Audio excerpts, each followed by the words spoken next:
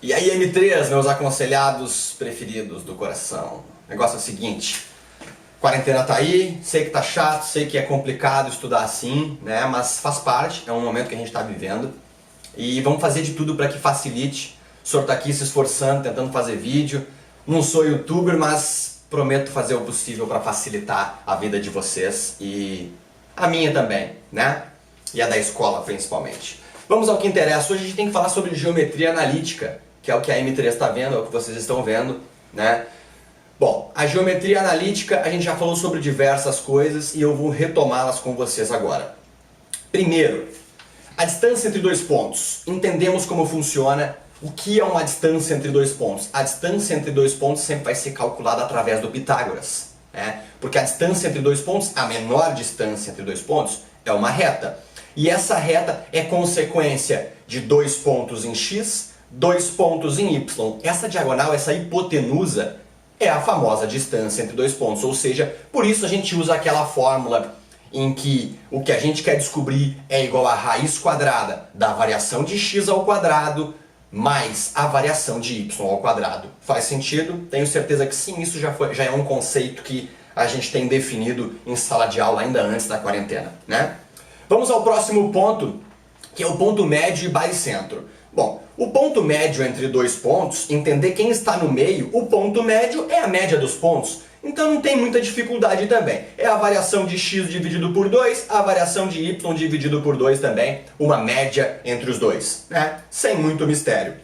Agora, o baricentro, bom, o baricentro, essa média é dividida por 3, porque nós estamos falando de um ponto central de um triângulo. E esse ponto central vai do vértice à metade do lado oposto, do vértice à metade do lado oposto, do outro vértice, o terceiro, à metade do lado oposto a ele, né? O lado que não participa desse ângulo. Sim, e o ponto central dele, que é o famoso baricentro. Quer dizer que essa média entre três pontos é natural que seja a variação de três pontos dividida por 3.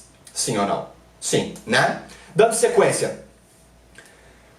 Condição de alinhamento de três pontos. Se três pontos estão alinhados, quer dizer que eles são uma reta. Se três pontos estão alinhados, eles são uma reta. Então, a partir do momento que a gente começa a interpretar o alinhamento de três pontos, a gente começa a entender as retas no sistema ortogonal. Então, a gente vai ter um ponto, outro ponto e outro ponto. Como que a gente entende se eles estão alinhados ou não? Através de uma matriz, conceito lá do ano passado que a gente aprendeu muito bem a fazer. De que forma? XY, XY, XY. Completamos essa matriz com 1 na terceira coluna para que ela fique uma matriz quadrada 3 por 3. E aí a gente aplica a lei de Sarros, né? Copiamos as duas primeiras colunas, diagonais principais, diagonais secundárias voltando com o sinal oposto, natural. E aí a gente vai através disso interpretar se eles estão alinhados ou não, porque o determinante tem que ser 0. Se a gente não tem um dos pontos e quer entender que outro ponto seria, a gente atrela x e y ao ponto que não sabe e iguala aquele determinante a 0 para descobrir quais os valores desse terceiro ponto. Sim, operação inversa. Ou a gente descobre se estão alinhados, ou a gente descobre que ponto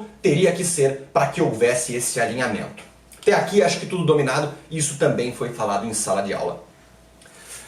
A próxima coisa que a gente precisa falar já é um conceito que foi trabalhado durante a quarentena. Então, é o coeficiente angular de uma reta, o m, que está aqui no quadrinho. O coeficiente angular de uma reta é a variação de y sobre a variação de x. Ele é uma fração, por vezes uma fração e por vezes não, porque se os valores ambos forem inteiros e o de cima maior que o de baixo, ambos pares, enfim, né, em diversas circunstâncias essa divisão vai dar inteira. Em algumas circunstâncias ela não vai dar inteira, ela vai dar um número racional, ela vai dar uma fração, né?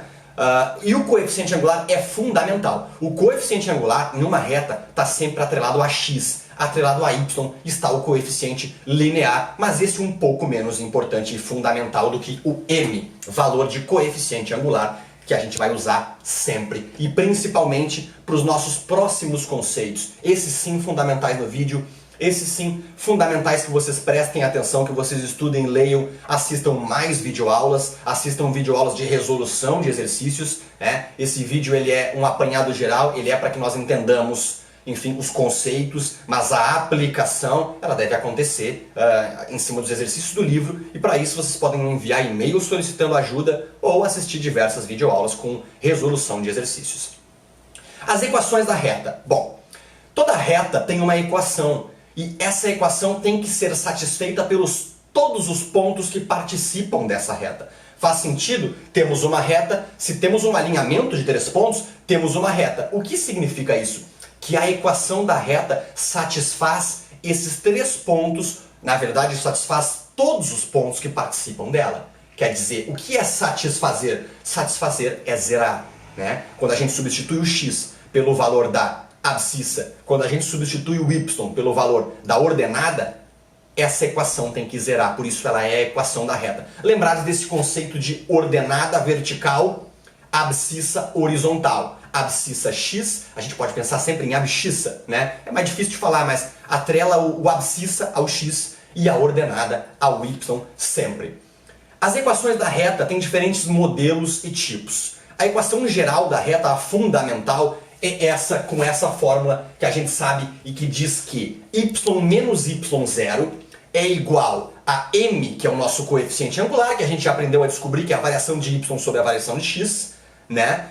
E esse m multiplicado por x menos x0. Essa é a equação geral da reta. Então temos aqui um exemplo e vamos entender através desse exemplo as outras possibilidades, os outros modelos de equações de uma reta no sistema ortogonal em geometria analítica do 3º ano de 2020, da quarentena do Sr. Fernando. Vamos embora, vamos ao que interessa.